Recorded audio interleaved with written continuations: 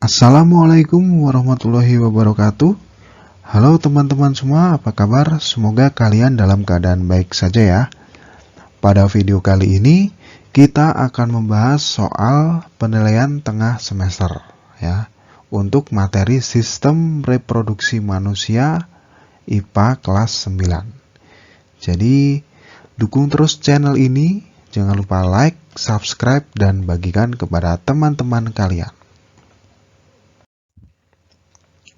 Bagian testis yang berperan dalam produksi sperma dan hormon testosteron disebut A. Tubulus seminivirus, B. Epididymis, C. Vesicula seminalis, D. Vas deferens. Nah, jawabannya yang benar adalah A. Tubulus seminivirus. Kalau epididymis ini sebagai tempat pembentukan sperma, dengan vesicula seminalis ini berfungsi untuk sebagai kantong sperma. Kemudian vas deferens itu berfungsi sebagai saluran sperma. Pasangan antara alat reproduksi laki-laki dan fungsinya berikut ini benar kecuali A. Skrotum berfungsi sebagai pembungkus testis, B. Tubulus seminivirus berfungsi sebagai tempat produksi sperma, C. Vas deferens berfungsi sebagai tempat pematangan sperma, D. Uretra berfungsi sebagai saluran tempat keluarnya sperma. Nah, karena ini yang ditanya kecuali ya, kecuali, jadi jawabannya kita cari yang salah. Nah, jawabannya adalah C. Vas deferens berfungsi sebagai tempat pematangan sperma. Ini salah ya. Jadi vas deferens itu fungsinya untuk saluran sperma, bukan pematangan sperma.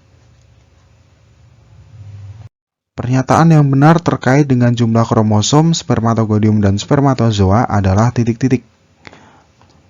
Oke, sebelum kita jawab, kita ingat dulu proses pembentukan sperma atau yang disebut dengan spermatogenesis. Atau proses pembentukan spermatogenesis. Oke, dimulai dari spermatogonium. Ya, spermatogonium. Spermatogonium ini nanti akan membelah secara mitosis menjadi spermatosit primer.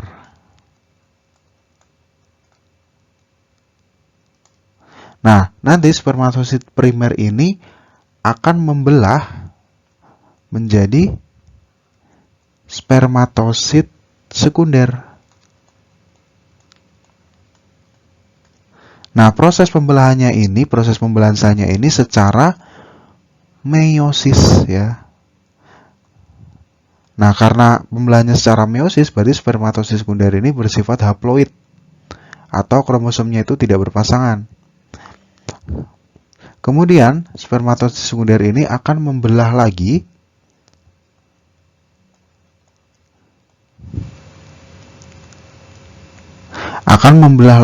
menjadi spermatid.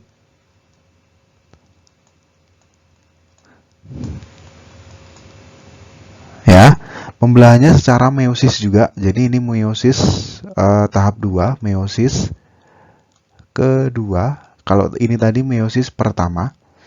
Ya, karena pembelahannya secara meiosis, maka kromosomnya itu bersifat haploid. Kemudian spermatid ini akan berubah menjadi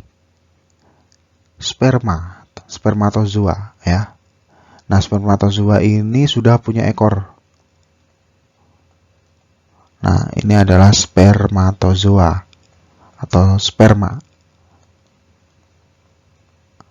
Nah, jadi spermatozoa ini bersifat haploid ya, atau kromosomnya tidak berpasangan.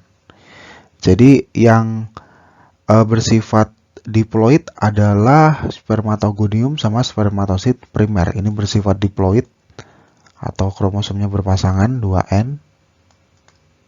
Yang selain itu bersifat haploid ya, atau kromosomnya tidak berpasangan. Jadi jawabannya adalah yang A. Spermatogonium bersifat diploid, sementara spermatozoa bersifat haploid. Ovarium adalah tempat terjadinya titik-titik A. Fertilisasi, B. Implantasi, C. Perkembangan bayi, D. Pematangan ovum. Nah, kalau fertilisasi ini terjadi di oviduk atau tuba falopi atau saluran telur. Jadi yang A ini salah. Kemudian implantasi itu proses penempelan zigot pada dinding rahim. Ya, berarti tempat terjadinya ya di uterus atau di dinding rahim. Berarti bukan juga ya. Kemudian perkembangan bayi ini di rahim juga. Nah, jawabannya adalah yang D, ovarium, tempat pematangan ovum atau tempat pematangan sel telur. Pernyataan yang benar mengenai oogenesis adalah A. Oogenesis dimulai sejak bayi baru dilahirkan. B. Ketika bayi perempuan lahir, proses pembentukan sel telur sampai pada fase pembentukan oosit primer. C. Badan polar merupakan hasil pembelahan oosit sekunder secara meiosis. D. Hasil akhir oogenesis adalah 1 ovum dan 3 badan polar. Nah, jawabannya ini adalah yang B.